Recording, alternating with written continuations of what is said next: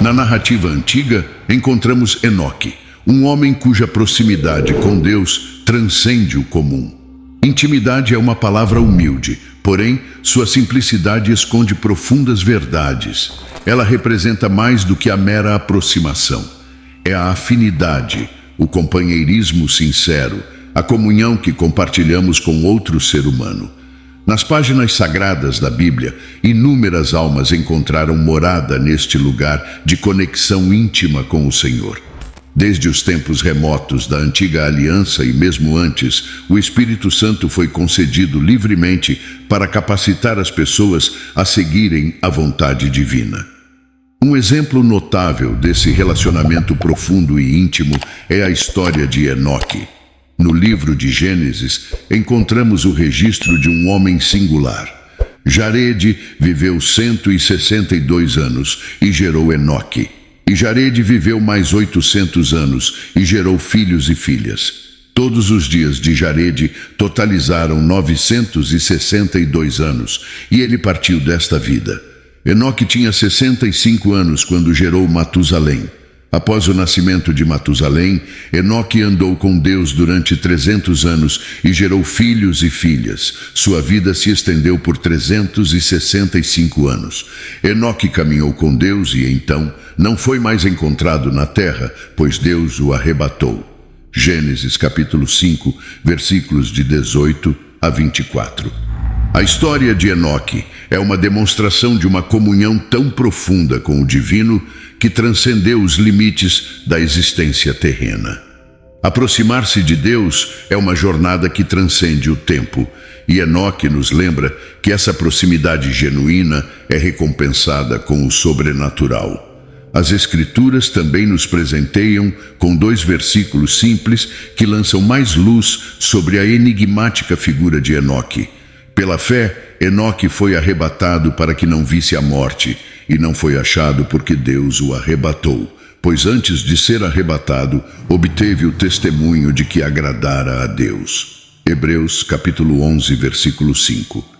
E também Enoque, o 7º depois de Adão, profetizou a respeito deles. Eis que o Senhor vem com miríades de seus santos para julgar a todos e para condenar todos os ímpios de todas as ações ímpias que eles cometeram e de todas as palavras insolentes que os pecadores ímpios proferiram contra ele.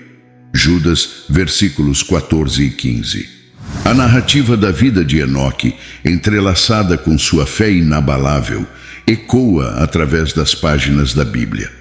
O que ocorreu no momento em que Deus o arrebatou e o que aconteceu depois permanecem envoltos em mistério. Contudo, é seguro presumir que Enoque deve ter mantido a mesma intensidade de fé que caracterizou Abraão quando se dirigiu ao Monte Moriá, disposto a sacrificar Isaque, acreditando que Deus o devolveria. Sua fé pode ter ecoado a mesma determinação de Elias, que seguiu a Deus até que os carros de fogo o arrebataram da terra em um espetáculo glorioso. Enoque nos deixa com uma profunda compreensão. A possibilidade está ao alcance de todo crente, pois Deus não faz acepção de pessoas. Aqueles que desejam e estão dispostos a pagar o preço podem igualmente experimentar uma jornada transcendental com Deus. A história de Enoque nos convida a trilhar um caminho de fé inquebrantável e a almejar uma comunhão profunda com o divino. Então, o que implica a intimidade e a jornada com Deus? Em primeiro lugar, envolve o reconhecimento diário de que Deus é quem ele afirma ser, acreditar inabalavelmente em suas promessas e exercer uma fé sólida em sua palavra. Como afirma Hebreus capítulo 11, versículo 6, mas sem fé é impossível agradá-lo, porque é necessário que aquele que se aproxima de Deus creia que ele é e que ele é galardoador daqueles que o buscam diligentemente. Em segundo lugar, requer a determinação de seguir sua liderança, independentemente das circunstâncias, mesmo que alternativas atraentes ou melhores surjam no horizonte. Os Salmos capítulo 63, versículos 1, 2 e 8 nos lembram da busca apaixonada. Ó Deus, Tu és meu Deus, cedo te buscarei, minha alma tem sede de Ti. Minha carne anseia por ti em uma terra seca e sedenta, onde não há água para ver o teu poder e a tua glória. Então, como eu te vi no santuário, minha alma te segue de perto, tua mão direita me sustenta. O clímax da vida de Enoque, com sua profunda e apaixonada caminhada com Deus, culminou em um encontro extraordinário e maravilhoso. Ele se tornou o primeiro a experimentar um tipo de arrebatamento. Não é de surpreender que as Escrituras afirmem que Deus está pronto a realizar feitos sobrenaturais para aqueles que o amam, como em 1 Coríntios capítulo 2, versículo 9. Mas como está escrito, não viu nem ouviu, nem subiram ao coração do homem as coisas que Deus preparou para aqueles que o amam. Além disso, uma série de outros benefícios aguardam aqueles que se comprometem com uma vida de intimidade com Deus. À medida que exploramos alguns deles, torna-se essencial desejar e buscar ativamente uma jornada íntima com o divino, como proclama Isaías, capítulo 43, versículos 6 e 7. E Ele fará em nossas vidas excelentes sinais, pois Ele nos criou para mostrar sua glória ao mundo. Direi ao norte, desista, e para o sul, não recues. Traga meus filhos de longe e minhas filhas desde os confins da terra, mesmo todos que são chamados pelo meu nome, pois eu o criei para minha glória. Eu o formei, sim, eu o criei. Caminhar em íntima comunhão com Deus nos proporciona a experiência prática do seu amoroso cuidado. É como disse o Mestre em Mateus capítulo 10, versículos 29 e 30. Não se vendem 2 pardais por 1 centavo e um deles não cairá no chão sem o Pai, mas até os cabelos da sua cabeça estão todos contados. Essa realidade é verdadeiramente extraordinária. A ideia de contar os cabelos na cabeça de um bebê pode parecer uma tarefa hercúlea, algo que desafia a compreensão humana. No entanto, para Deus, esse é um ato fácil, um sinal de sua proximidade constante e amor incondicional. Além disso, a intimidade com Deus nos concede revelações profundas sobre sua natureza e nos abre as maravilhas de seus segredos. O exemplo de Daniel ilustra isso de maneira vívida. Quando confrontado com um enigma, ele buscou a misericórdia do Deus do céu e o segredo foi revelado a ele em uma visão noturna. Daniel então proclamou: Bendito seja o nome de Deus para todos sempre, pois a sabedoria e o poder são dele. Eu te agradeço e te louvo, ó Deus dos meus pais, que me deste sabedoria e poder, e agora me revelaste o que desejamos de ti, pois não nos revelaste o assunto do rei. Daniel capítulo 2, versículos de 17 a 20 e 23. O Salmo capítulo 25, versículo 14 nos assegura: O segredo do Senhor está com aqueles que o temem, e ele lhes mostrará a sua aliança. Aqueles que buscam a intimidade com Deus são agraciados com a revelação de seus desígnios e propósitos, um privilégio reservado aos que o reverenciam. A estreita comunhão com o Criador do céu e da terra é um privilégio que se assemelha a ler as notícias do futuro no presente. Continuamente, ele desvela mistérios e concede insights àqueles que o seguem com paixão e permanecem próximos a ele. Essas revelações oferecem uma vantagem, capacitando-nos a antecipar e evitar os planos que o inimigo pode conceber contra nós. Em última análise, nossa intimidade com Deus é uma fonte de alegria para ele. Sofonias capítulo 3, versículo 17 proclama: O Senhor teu Deus é poderoso no meio de ti, ele vai salvar. Ele se alegrará por você com alegria. Ele descansará em seu amor. Ele se alegrará por ti cantando. A ideia de trazer alegria ao coração de nosso Pai Celestial deveria ser a motivação mais profunda em nossos corações. À medida que buscamos apaixonadamente por Ele, Ele nos satisfaz com sua presença, até que um dia nos encontremos com Ele em sua glória. A intimidade é o pano de fundo de uma união tão profunda que cada pessoa está ativamente empenhada em buscar a alegria do outro. E nosso desejo por verdadeira intimidade nunca desvanece, mesmo na velhice.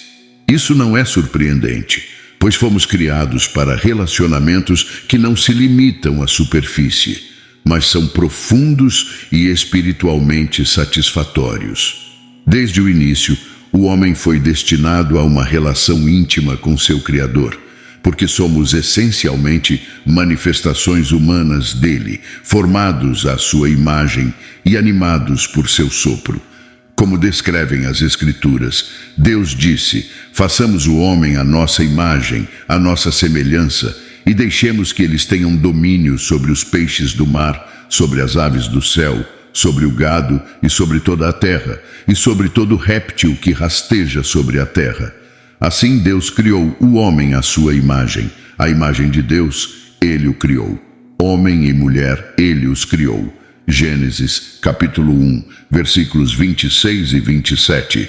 Então o Senhor Deus formou o homem do pó da terra e soprou em suas narinas o sopro da vida, e o homem se tornou uma alma vivente. Gênesis, capítulo 2, versículo 7. Deus nos presenteou com a melhor parte de si mesmo e deseja comunhão conosco, não apenas por sua causa, mas porque é somente quando estamos em um relacionamento íntimo com Ele que todo o potencial que Ele plantou em nosso ser pode florescer plenamente. Como Jesus expressou: permaneçam em mim e eu permanecerei em vocês. Como o ramo não pode dar fruto por si mesmo, a menos que permaneça na videira, vocês também não podem dar fruto, a menos que permaneçam em mim. Eu sou a videira, vocês são os ramos. Aquele que permanece em mim e eu nele, esse dá muito fruto, porque sem mim vocês nada podem fazer. João capítulo 15, versículos 4 e 5. Assim, a busca por intimidade com Deus é a busca pela plenitude do potencial divinamente inspirado que repousa dentro de cada um de nós. É uma jornada que nos eleva acima das limitações humanas e nos lança em um reino onde a nossa união com o divino é o alicerce de toda realização e alegria. Quando nos encontramos em íntima comunhão com Deus, o que há de melhor em nós encontra plena expressão. A primeira vez que a verdadeira intimidade se revelou foi quando Deus exemplificou a comunhão, descendo para se encontrar com o primeiro casal, Adão e Eva, no frescor da noite no Jardim do Éden. Gênesis capítulo 3, versículo 8 nos relata: e eles ouviram a voz do Senhor Deus, que andava no jardim pela viração do dia. E esconderam-se Adão e sua mulher da presença do Senhor Deus, entre as árvores do jardim. O amor de Deus pela humanidade é difícil de ser expresso em palavras e de ser compreendido, pois Ele nos escolheu para sermos como Ele, apesar de todas as nossas fragilidades, fracassos e fraquezas. Quando vivemos em Sua presença, de acordo com o seu plano, propósito e vontade, nós o satisfazemos e lhe trazemos prazer, porque fomos criados para ser a fonte de sua alegria desde o início. Isso é declarado de maneira sublime em Apocalipse capítulo 4, versículo 11. Tu és digno, Senhor, para receber glória, honra e poder, pois tu criaste todas as coisas, e para o teu prazer eles são e foram criados. O livro de Jó nos convida a refletir sobre a grandiosidade de Deus e sua obra de criação. No meio de um redemoinho, o Senhor responde a Jó, desafiando-o a compreender a vastidão de seu conhecimento e poder. O Senhor questiona: quem é este que obscurece o conselho com palavras sem conhecimento? Cinge agora os teus lombos como um homem, pois eu te exijo